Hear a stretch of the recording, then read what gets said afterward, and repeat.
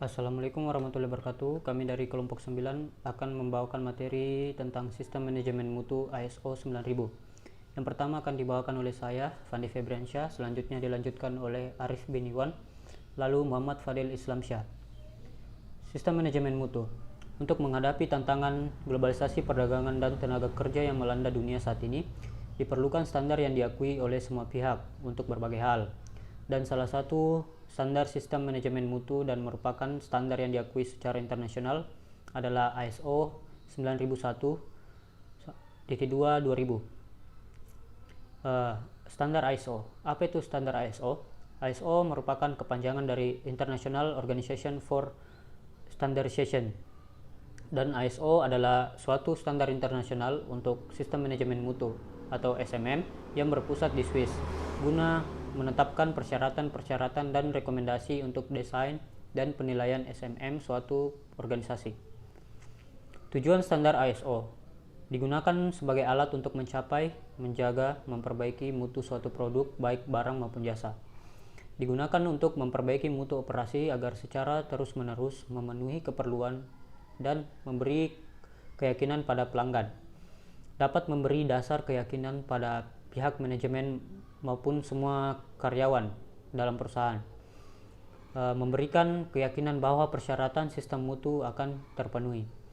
Dan adapun manfaat SMM ISO merupakan pendekatan sistematis dan praktis ke arah manajemen mutu, mendorong konsistensi dalam proses kegiatan pemeliharaan mutu produk, merupakan dasar untuk program perbaikan mutu selanjutnya, untuk memberikan pelayanan terbaik bagi pelanggan, meningkatkan keunggulan dalam bersaing dengan kompetitor, kebutuhan dan harapan yang semakin meningkat, kebutuhan akan standar untuk menggiringi kemampuan bisnis, dan kesesuaian dengan standar lain.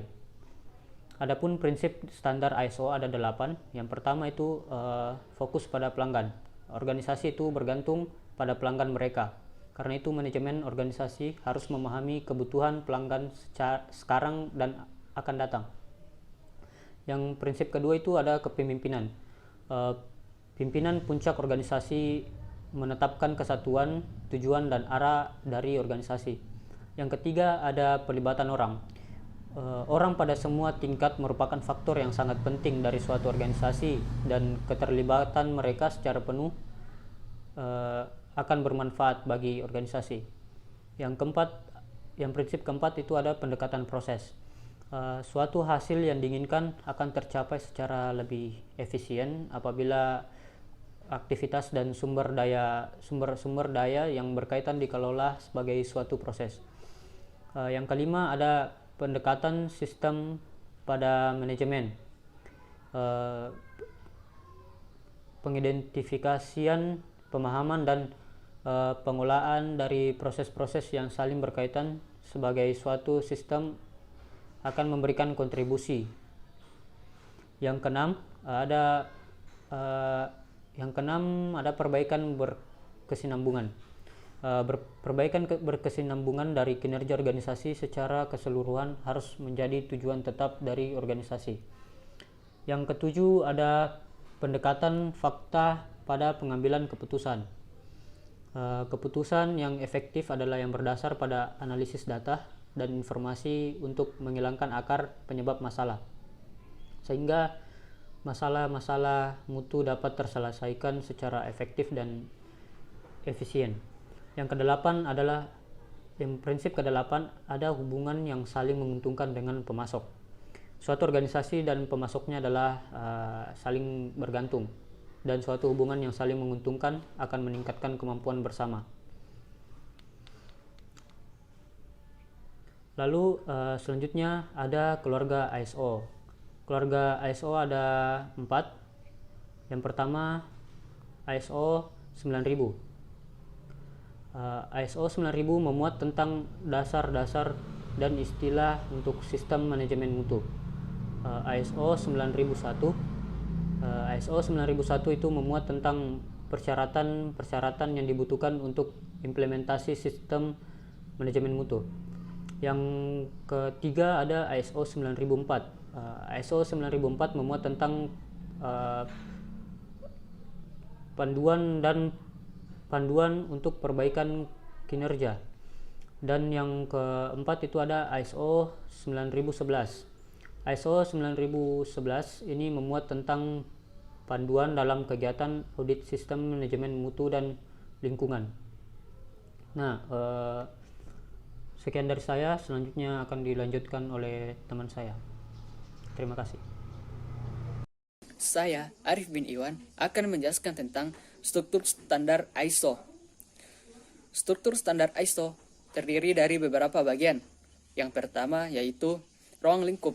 Standar ini menentukan persyaratan sistem manajemen mutu.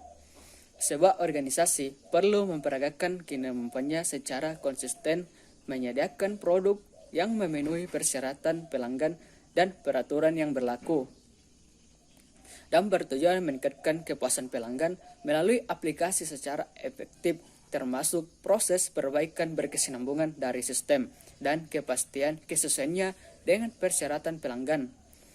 Yang kedua, acuan normatif, yaitu mengikuti acuan menurut norma atau kaidah yang berlaku untuk dapat digunakan pada semua jenis organisasi tanpa memperhatikan jenis, ukuran, dan produk yang dihasilkan. Yang ketiga, yaitu istilah dan definisi. Untuk keperluan memenuhi tujuan dari standar internasional ini, istilah-istilah dan definisi-definisi diberikan dalam pemakaian ISO 9000. Yang keempat, sistem manajemen mutu. Sistem manajemen mutu terbagi menjadi dua, yaitu yang pertama general requirements atau persyaratan umum. Organisasi harus menetapkan, mendokumentasikan, mengimplementasikan, dan memelihara sistem manajemen mutu dan sistem dan terus-menerus memperbaiki keefektifannya sesuai dengan persyaratan saat ini. Yang kedua, documentation requirements atau persyaratan dokumen. Dokumentasi sistem manajemen mutu harus mencakup pernyataan dokumentasi dari kebijakan mutu dan sasaran mutu, pedoman mutu, prosedur, dan terdokumentasi yang berdasarkan saat ini. Dokumen yang diperlukan oleh organisasi untuk memastikan perencanaan, kooperasi, dan menghindari sistem secara efektif. Kemudian, standar yang kelima yaitu tanggung jawab manajemen. Terdiri dari beberapa bagian, yaitu general umum.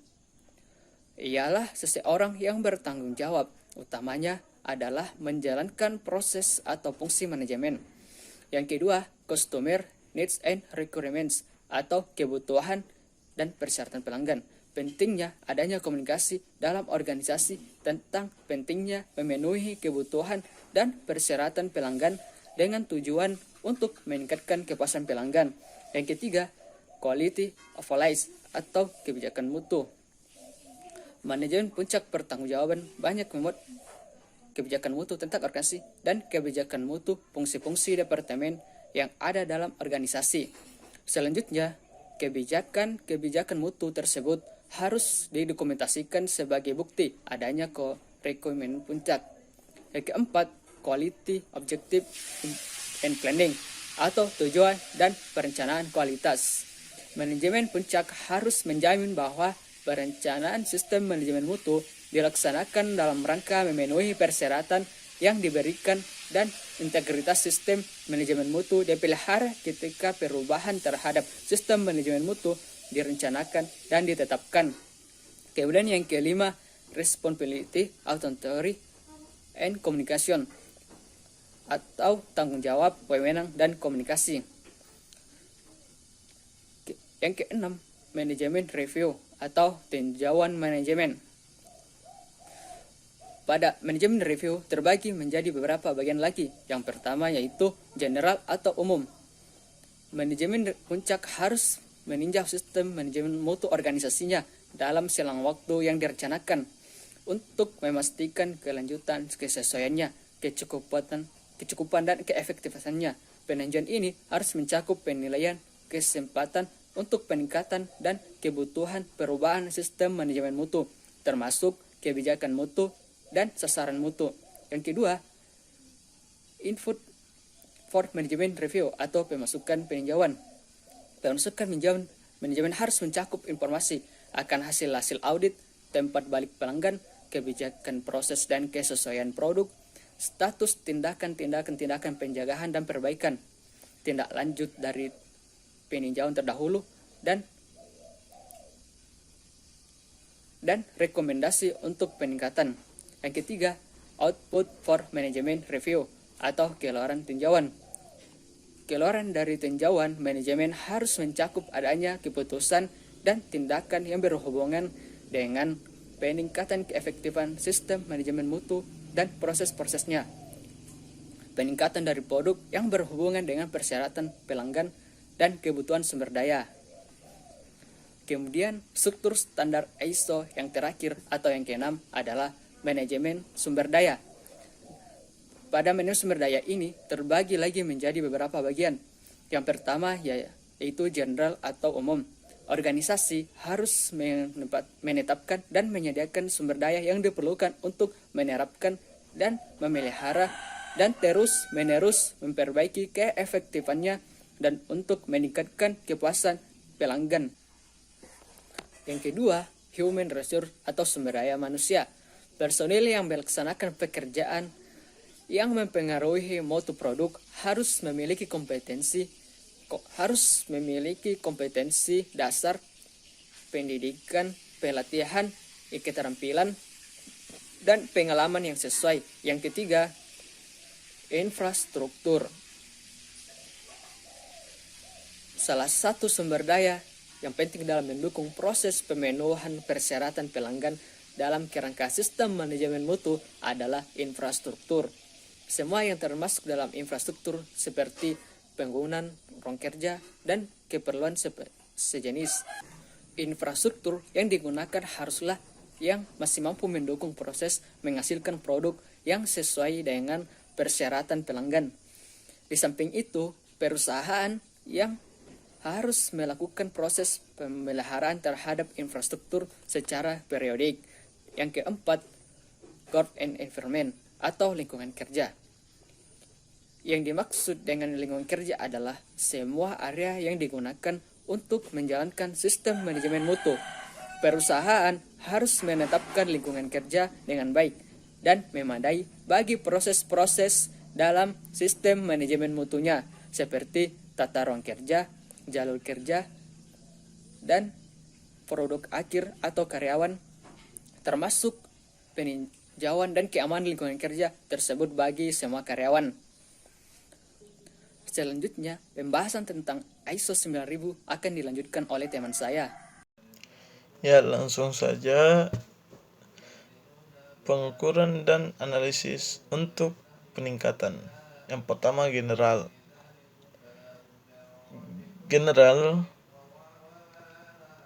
Organisasi harus yang dimana merencanakan dan mengimplementasikan proses pemantauan, pengukuran, analisis, dan perbaikan yang diperlukan. Yang kedua itu measurement. Measurement terbagi 4. Yang pertama itu customer satisfaction. Kedua, internal audit. Yang ketiga, measurement of process. Dan yang terakhir itu measurement of product atau service.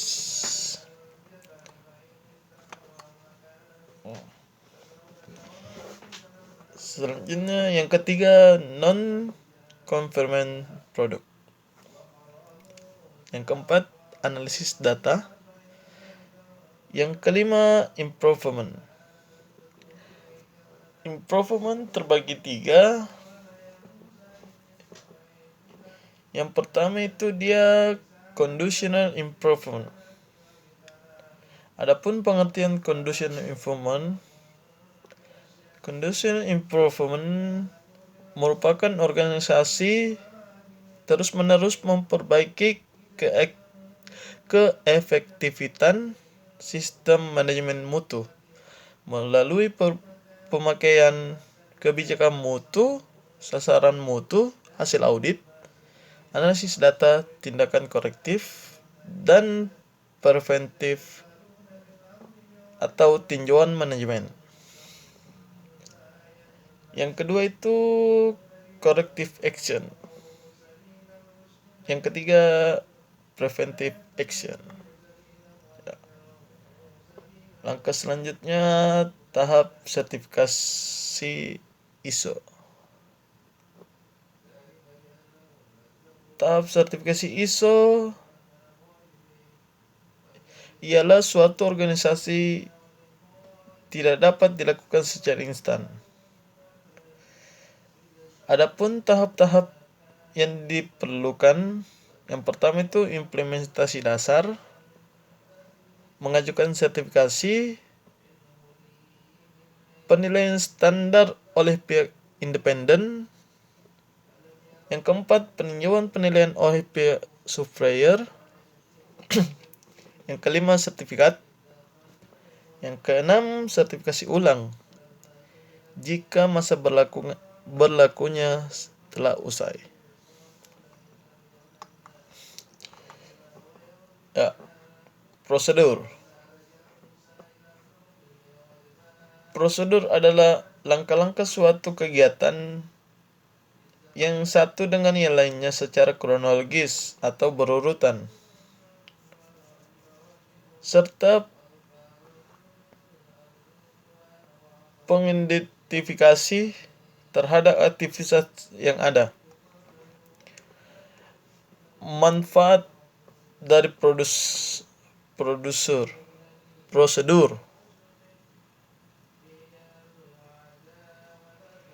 Yang pertama itu dapat dijadikan sebagai referensi dasar. Kedua, alat untuk melakukan pengendalian terhadap setiap kegiatan yang dilakukan.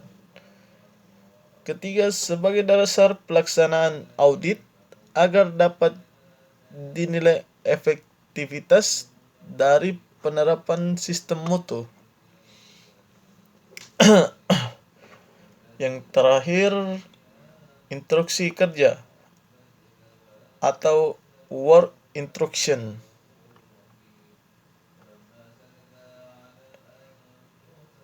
Instruksi kerja menguraikan langkah-langkah secara terinci dari satu aktivitas yang termuat dalam prosedur, menjelaskan tugas yang harus dikerjakan, metode teknik yang digunakan guna mencapai mutu. Ya, sekian dari saya. Apabila ada salah kata mohon dimaafkan. Terima kasih.